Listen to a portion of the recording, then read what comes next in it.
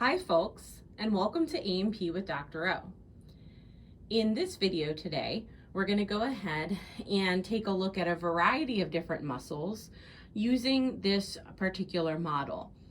Now, this miniature-sized muscle model allows us to visually see many of the superficial muscles.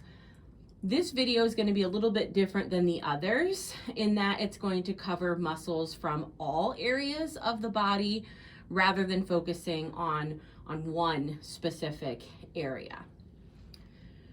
We're going to go ahead and look at the anterior side first.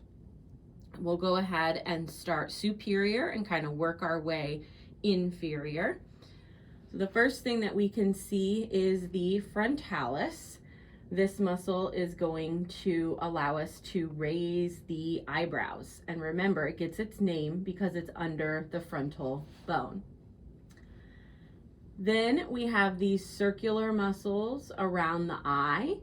We call those orbicularis oculi, orb meaning a circular structure, and then oculi meaning the eye.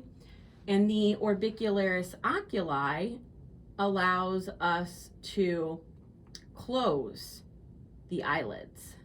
So here's that again, orbicularis oculi. We also have a muscle that encircles the mouth. So we can see that here, circling around the mouth. That muscle is known as the orbicularis oris. And it is going to be used to close and purse the lips. It's also used in kissing and in speech.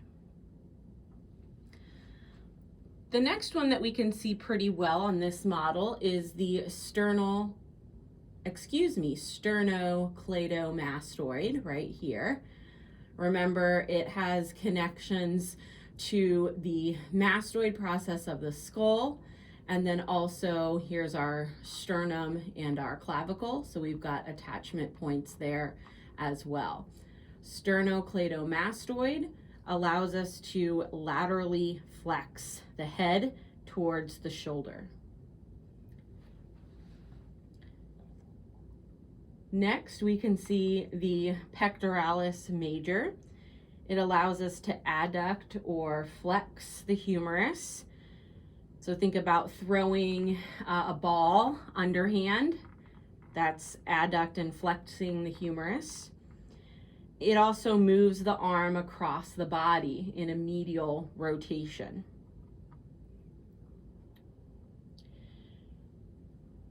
We can see the rectus abdominis. So we can see those abdominal muscles there. Rectus means straight. So this means that the fascicles are in a straight arrangement, and this is going to allow us to flex the vertebral column. Think about doing a crunch. That crunching motion is flexing the vertebral column. This abdominal muscle coming in at an angle is the external oblique. So we know that oblique means coming at an angle. This allows us to rotate the trunk and compress the abdomen. So think sucking in your stomach would be compressing the abdomen. Also flexing or bending the spine.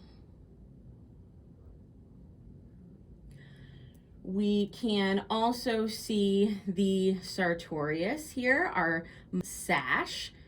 You can see over here as well. And that muscle is going to allow for flexion at the knee and the hip.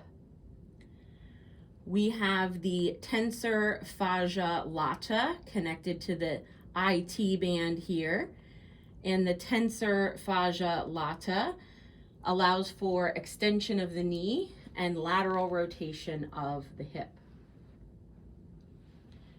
We've got our rectus femoris and our vastus lateralis and our vastus medialis. And they are going to be part of the quadriceps group, extending the lower leg. The rectus femoris also flexes the thigh. And then finally, once we find the tibia here, we find the tibialis anterior, and that is going to allow us to have inversion of the foot.